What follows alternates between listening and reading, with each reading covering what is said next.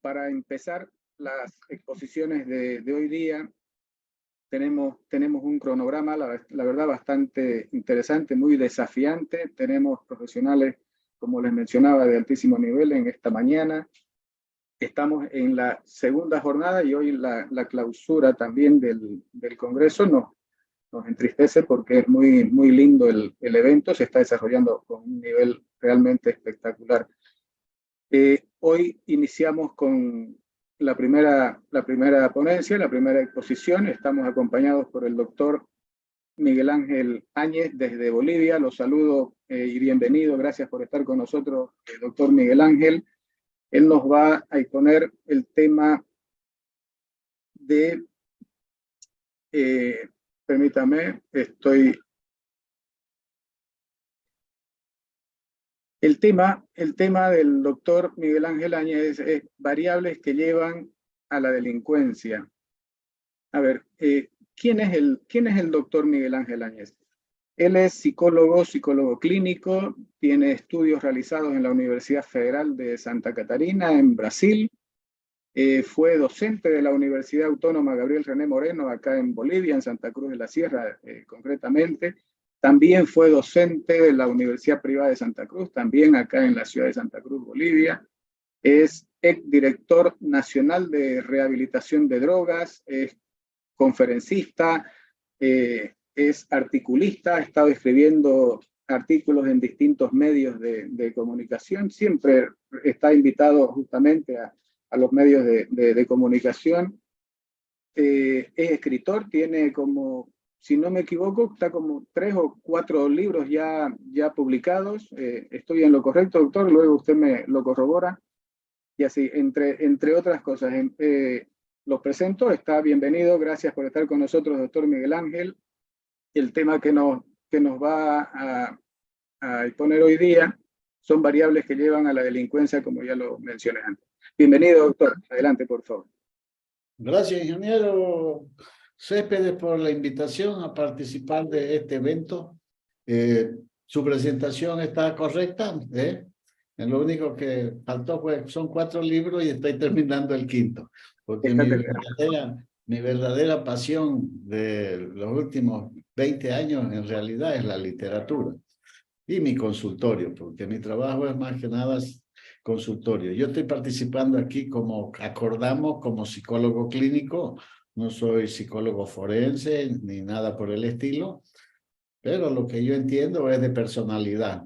Y cuando hablamos de delincuencia estamos hablando de estructuras de personalidad, es decir, estamos hablando de personas. Cuando hablamos de las variables que inciden en la delincuencia, tenemos un montón, pero sin lugar a dudas las determinantes son la falta de oportunidades. ¿A qué me refiero? Me refiero a la pobreza y a la falta de acceso a la educación.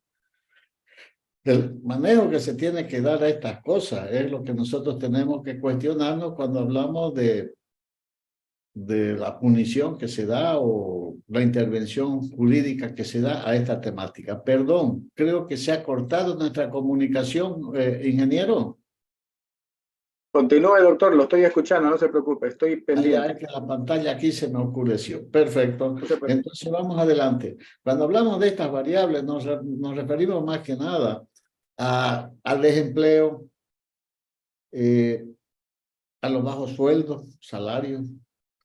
Nos referimos a la desintegración familiar, porque usted sabe que cuando los problemas económicos entran por la puerta, la tranquilidad de la familia se va por la ventana.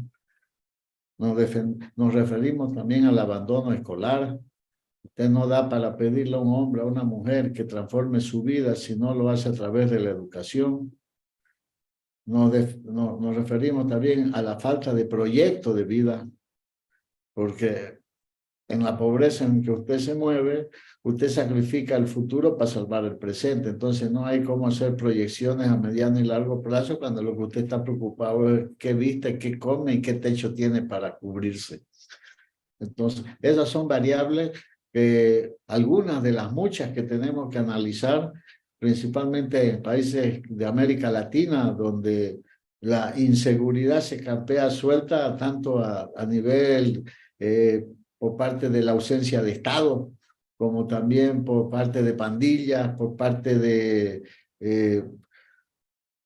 de una serie de cuestiones violentas que alteran el estado de la propia sociedad como comunidad y también de las personas a nivel individual y familiar.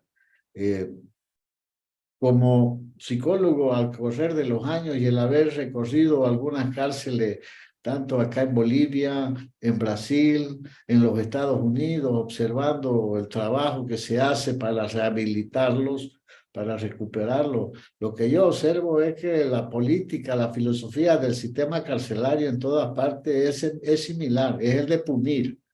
O sea, yo entiendo que el castigo a un hombre que comete un delito es quitarle la libertad, pero si a eso le agregamos tenerlo hacinado, violentarlo, humillarlo, etcétera, eso no está dentro del marco de las leyes que yo entienda, porque el castigo en sí es quitarle la libertad.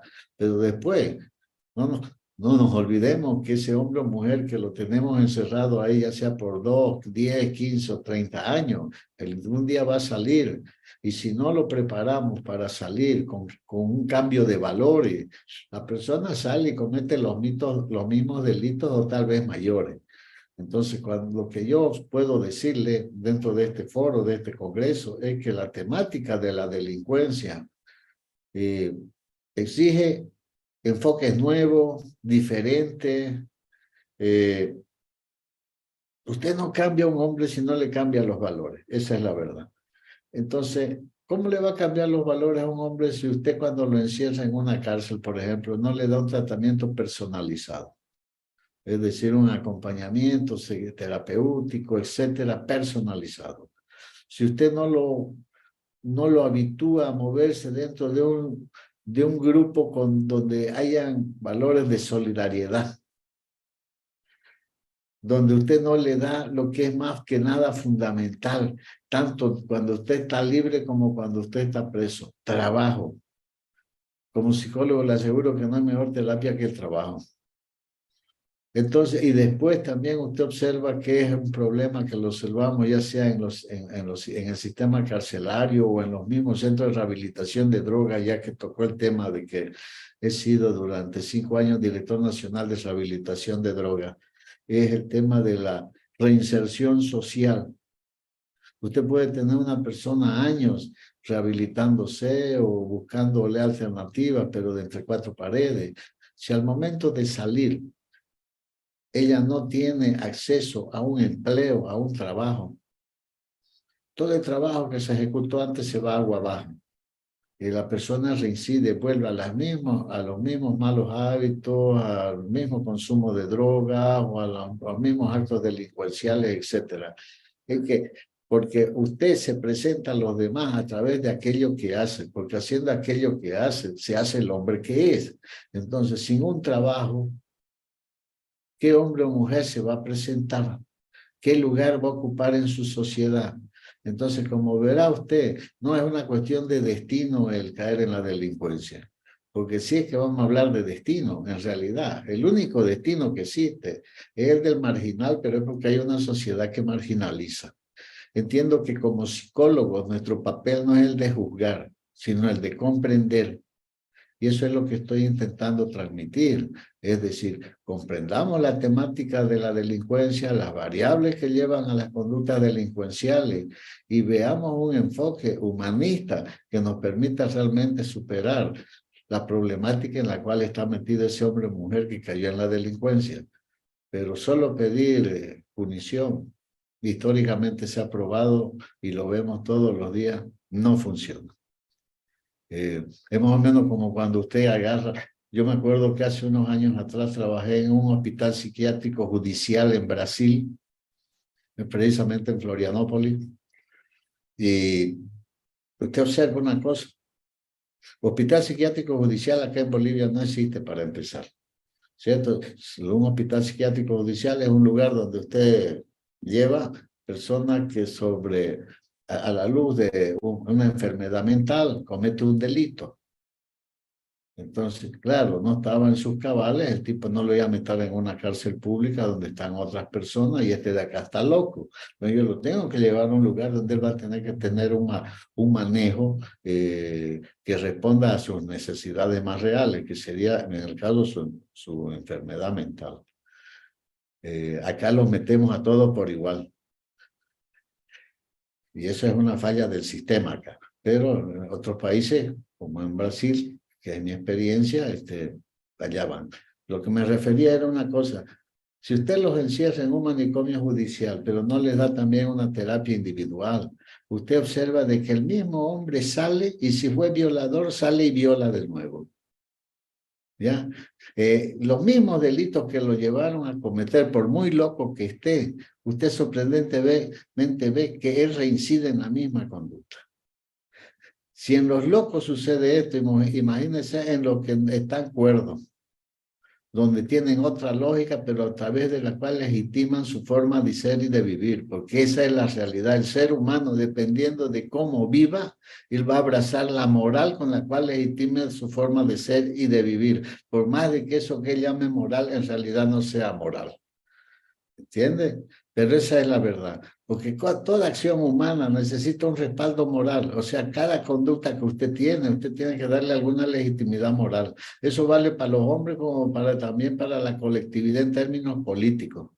Entonces, para cerrar esta mi intervención ahorita, la temática de la prevalencia del delito en las sociedades, se observa que conforme las sociedades tienen mejores condiciones de trabajo, mejores ingresos económicos, mejor acceso a la educación, la delincuencia baja tremendamente. Y eso usted lo ve en los Países Bajos de Europa, donde usted ve países que han cerrado hasta sus cárceles.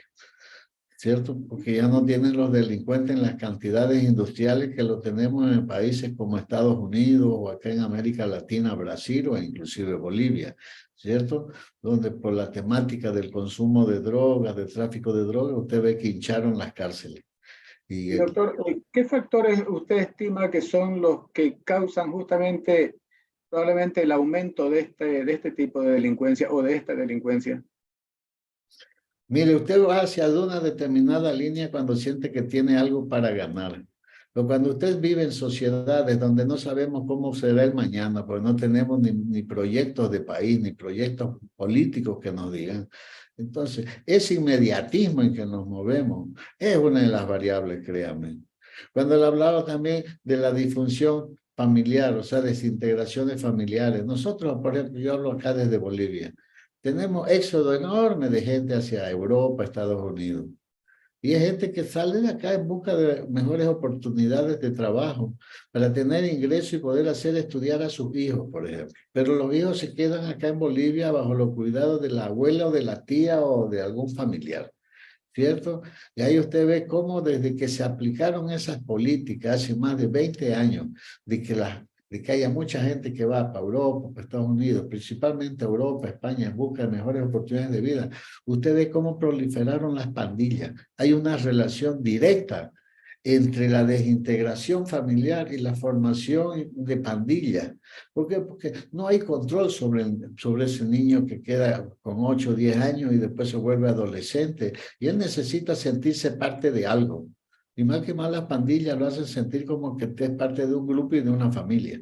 Solo le estoy dando un ejemplo, ya que acá en Santa Cruz tenemos pandillas realmente en cantidades grandes y que cada vez se tornan más violentas. No le digo que estemos al nivel de El Salvador para estar buscando una Jeep Bukele para que tome control del asunto.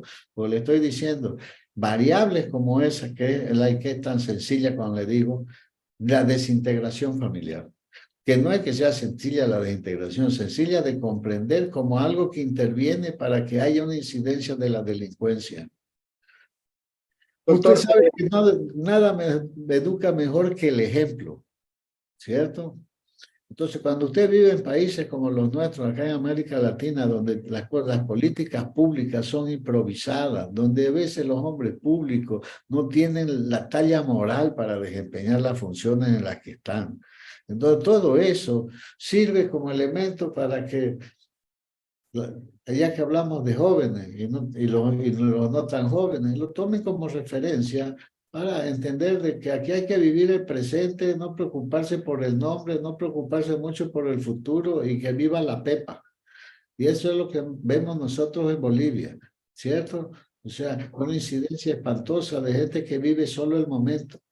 Y usted y yo sabemos de que si usted quiere ocupar un lugar decente en su sociedad, eso va a ser fruto de años de estudio, años de trabajo y también de portarse decentemente. Pero el problema está ahí. ¿Cómo puedo yo a un pueblo, a una juventud, a una sociedad, hablarles cuando los que los gobiernan muchas veces son el peor ejemplo y no lo que deberían ser? Doctor, de algunos lugares de afuera del país nos llegan algunas preguntas sobre el tema de su exposición. Por ejemplo, le voy a leer una de Paraguay, si no me equivoco, es esta, sí, de Paraguay. ¿Qué papel juegan los entornos familiares disfuncionales, dice, en el desarrollo de comportamientos delictivos en los individuos? Mire, ya desde el momento en que la pregunta, primero le agradezco la pregunta al señor o la señora que la hace desde Paraguay, un país que me encanta. Asunción es hermosísimo. Hermoso. Desde el momento en que es disfuncional, usted ya tiene una base para entender de que estamos tratando de niños, en el caso, por ejemplo, que se han criado, que se han educado o se han criado, no educado, en un clima, en un ambiente donde las heridas emocionales son muy fuertes. Usted cuando es niño y usted observa violencia al interior de su familia, no es sencillo el día de mañana librarse de esas imágenes, librarse del significado de esas imágenes, de esas vivencias, ¿entiende? Porque al final uno aprende a dar amor como lo recibió. Y donde usted aprende a dar y recibir amor es en su hogar y en su infancia principalmente, porque el pepino se tuerce desde chico. ¿Qué quiero decirle con esto? Entonces, cuando la señora de Paraguay o el señor de Paraguay pregunta, tiene una incidencia tremenda, porque usted está afectando el punto de partida de la estructura de personalidad de un ser humano, porque nadie nace con una personalidad definida, configurada, eso no existe. Usted la va desarrollando a través de ese proceso que se llama vida. Y si el punto de partida, que es la infancia, es bien conflictiva, imagínese con qué base usted llega a la adolescencia, donde también la propia dinámica de inserción colectiva, de hacer parte de una sociedad, de sentirse propietario de esa sociedad, ya le exigen conductas, posiciones, comprensiones que usted no las tiene, porque precisamente viene de un hogar disfuncional, donde la violencia puede ser tomada como normal, donde la indiferencia puede ser tomada como normal, ¿entiende? O donde determinados actos pueden ser tomados como normal, donde, en otras palabras, los valores son prácticamente inexistentes. Los valores son fundamentales para el ser humano, ingeniero, porque son el parámetro con el cual regulamos nuestra conducta. Entonces, si yo le quito, no le doy valores a un niño, un adolescente o a una sociedad, ¿con qué elementos él va a regular su conducta? Porque precisamente desde el momento en que yo elijo moverme en la vida con estos valores, son ellos los que me van a permitir decir aquí no o aquí sí, voy para allá o no voy, ¿cierto? Cuando usted agarra los valores, sin lugar a duda, el valor mayor es la vida humana. Y después viene la libertad. Esa es la realidad.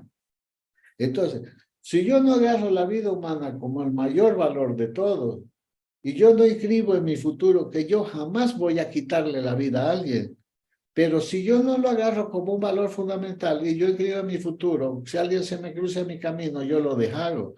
La posibilidad de que el día de mañana yo cometa un homicidio es real, ¿entiende? Solo le estoy dando un ejemplo sencillo, cómo son las estructuras sociales nuestras, donde la cuestión de la educación en valores, o la dejamos para la religión, o la dejamos para la familia, pero a veces la familia no sabe ni cuáles son los valores, y la religión tiene una manera muy peculiar de enseñar valores. Y después queda muy cuestionable también la misma religión por la dinámica de algunos religiosos. Entonces, la pregunta es, al final, ¿qué terminamos creando? Terminamos creando hombres y mujeres confundidos, pero también eso tiene un sentido político. Porque en la medida en que yo tenga un hombre, una mujer o una sociedad confundida, yo la puedo manipular a mi gusto. Esa es la realidad. Y este fenómeno de manipulación colectiva por la educación que confunde no es una exclusividad de América Latina. Esto se da en el mundo entero, hasta en los países más desarrollados. Lo que usted observa en los países más desarrollados es que como la gente lee más, es un poco más difícil manipularla. Ajá, así es. Esa es la realidad. Y en un país como Bolivia, donde los estudios nos indican que el boliviano no lee en media un libro al año, queda difícil, ¿cierto? Se lo digo, ¿no? Porque hay estudios, ¿no?, que le indican que el chileno, si no me equivoco, lee en promedio 5 libros al año, el uruguayo también. Entonces, son países donde usted también ve cómo es la estructura, organización social, económica, colectiva, que tiene otros matices, pero está vinculado también pues a la educación de su pueblo, de su gente. Porque en Correcto. realidad, si usted quiere igualar a las personas, solo existe un elemento que iguala a la gente. Y ese elemento se llama educación. Doctor, quiero saludar a la gente de México. De México nos llega una pregunta, se la voy a transmitir, doctor. Dice, ¿cuáles son los factores psicológicos y emocionales que pueden influir en el comportamiento delictivo de una persona? Saludo a los hermanos de México. Mire, más allá de la falta de acceso a la educación y oportunidades, usted tiene que observar una cosa. Si usted desde niño se cría mirando de abajo hacia arriba a los demás, ¿ya? Y los demás lo miran de arriba hacia abajo. Eso me refiero a las condiciones socioeconómicas de la persona, ¿cierto?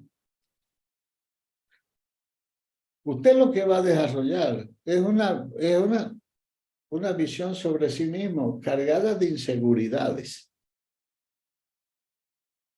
Porque en la vida, y mucho más ya con la tecnología que tenemos, no solo la televisión, sino las redes sociales, etcétera, todos queremos y entendemos que nacimos para ser felices, porque esa idea nos las han metido, ¿cierto? La pregunta es, ¿qué es ser feliz? Pero nos han hecho creer que la felicidad es ser bonito, ser inteligente, ser famoso y ser rico, ¿cierto? Si usted entra en la subjetividad de un adolescente y hasta a veces de niño, usted ve de que usted charlando en consultorio, se me refiero a consultorio, yo veo prácticamente general, todos quieren ser bonitos, inteligentes, famosos y ricos, porque los han hecho creer que eso es lo que hay que aspirar. Y es hacia allá. Y al coste que sea, al precio que sea, pero hay que tenerlo. Eso también explica por qué, ya que hablamos de México, tenemos tanta violencia, no es solo en México, en Colombia, en Perú, en Bolivia, vinculada al narcotráfico.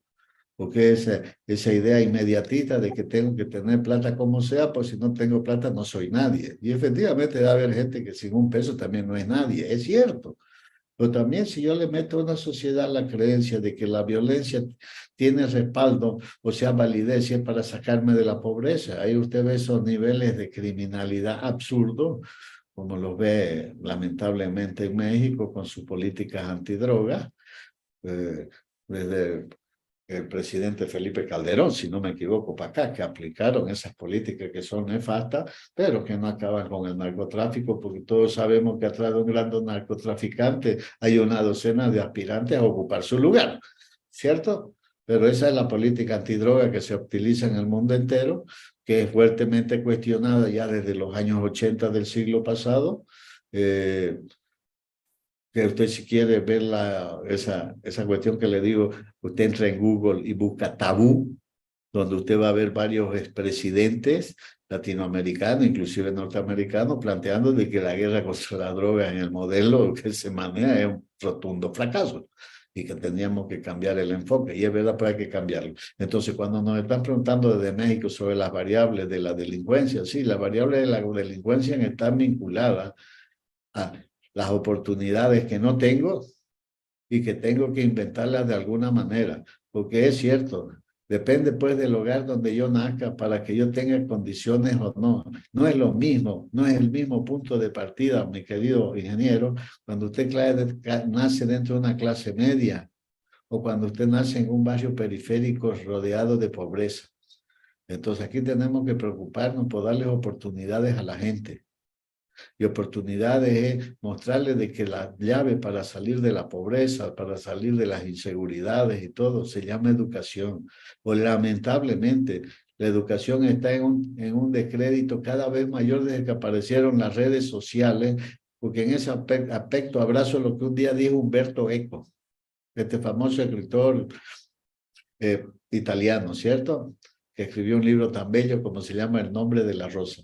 Que a poco antes de morir dijo que con el internet se le había dado la voz hasta a los idiotas. Y es verdad, pues ahora opina todo el mundo, nos movemos a través de fake news, o sea, noticias falsas, y nos las creemos.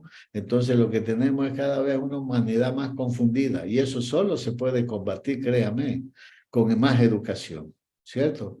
Y también particularmente considero que regulando también estos aparatos, esta tecnología, porque si en la vida real, en la realidad real, existen reglas que hay que respetar, yo creo que en la realidad virtual también deberían existirlas. Porque a esto vengo, a este tema, porque creo que el otro día hablaba con usted, en nombre de la libertad de expresión. En el mundo virtual, lo que nosotros hacemos es denigrar, destruir, y bueno, y dicen, bueno, es libertad de expresión. No, aquí no es de libertad de destrucción. Expresión es otra, libertad de expresión es otra cosa, sí es responsabilidad. Entonces, son temas que hay que debatirlo y no es el tema aquí en este momento. Gracias, doctor. La última pregunta, doctor, para ir terminando también su intervención. Es una pregunta que, a ver, incluso hasta puede ser recurrente. Le pediría tomar un par de minutos para ir avanzando, porque tenemos a otro que ya nos están esperando, otro de los expositores también, por favor. ¿El delincuente o el criminal nace o es que las condiciones hacen que él se vuelva un delincuente? Mire, mi querido ingeniero, nadie nace para ser doctor o nadie nace para ser ladrón. No existe eso. Ese determinismo biologicista que se busca por un lado de decir, es que nació para ser ladrón o este nació para ser doctor, eso es completamente falso. Todo depende de las oportunidades que usted le da a la gente, de la educación que usted le da a la gente, de las condiciones materiales, sociales, etcétera, que usted le da a las personas. Querer uno dar explicaciones supuestamente científicas con recurso a la biología sobre la conducta de la gente. Ese biologicismo no responde porque ya fue hasta ultrapasado, porque fue utilizado a inicios del siglo XX, con las visiones de Lombroso y compañía sobre los rasgos físicos que supuestamente tenían los delincuentes. Y extrañamente eran todos los feos que eran delincuentes, de acuerdo a Lombroso. Pero no es, eso no es realidad. Usted ve que la cosa no es por ahí. Entonces nadie nace para ser delincuente. Vuelvo a marcarle. Solo es marginal porque hay una sociedad que marginaliza. El día en que la humanidad entienda de que la violencia hecha contra un hombre es una violencia hecha contra todos, entonces vamos a cambiar. Es más o menos como cuando ahora usted ve la guerra de Ucrania y Rusia, o sea, la invasión de Rusia a Ucrania, ¿cierto? Y puniciones de un lado, puniciones de otro, retaliaciones de un lado, retaliaciones de otro. El día en que la humanidad se vea como una hermandad global, usted para cualquier guerra, porque todos los países del mundo paran. ¿Entiende? Pues resulta que eso no pasa por nuestra cabeza. ¿Por qué? Porque el sentido nacionalista y se impuso con tal fuerza a través de los siglos que ni la globalización pudo con él. Y entonces la gente no concibe una hermandad global. Estamos destruyendo el planeta. Este no es un tema nomás de Greta Thunberg, este es un tema de todos, ¿cierto? Lo estamos destruyendo y sabemos que todos los días desaparece algún animalito del planeta dentro de esa cadena, ¿cierto? Todos los días. Y sabemos que al ritmo que vamos a tornar la vida insoportable en el planeta. Pero estamos haciendo cosas concretas, no. La estamos empujando con la barriga, empujando con la barriga. Entonces, ¿qué es lo que tenemos? Una humanidad que no tiene sentido de humanidad, de hermandad colectiva, ¿cierto? Y lo que nos genera entonces situaciones así como las que estamos viviendo, de hartazgo de las cosas o de no creer en las posibilidades de cambio. Felizmente la humanidad a través de la historia nos ha mostrado de que esos pocos que se indignan contra las situaciones felizmente después consiguen imponer sus ideas. Y es lo que yo apuesto, que nosotros consigamos parar la destrucción del ecosistema para salvar nuestro planeta, porque lo que es absurdo es que tengamos una sola casa y a esa casa la estemos destruyendo. Pero también no deja de ser absurdo que viviendo bajo la misma casa, nosotros permitamos que la gente se esté matando. Entonces, hay cosas que todavía tenemos que entender, que la libertad de un hombre está amarrada a la libertad de todos, que el bienestar de un hombre está amarrado al bienestar de los demás, ¿entiendes? Son cosas que todavía no se educa para eso, pero que caminamos para allá. Si usted me pregunta cuánto será eso, estimo, como diría John Paul Sartre, dentro de 150 años. Gracias. Muchísimas gracias, doctor. Gracias, doctor Miguel Ángel Áñez, gracias por estar con nosotros, gracias porque estamos aperturando justamente esta segunda jornada del Congreso Internacional de Psicología Jurídica y Forense. Muchísimas gracias, doctor. Vamos a estar permanentemente en contacto seguramente. Muchísimas gracias y hasta siempre. Yo les agradezco a usted y a todos los conferencistas de todas partes del mundo. Me ha encantado participar. Un gran abrazo desde Santa Cruz, Bolivia. A usted les gracias.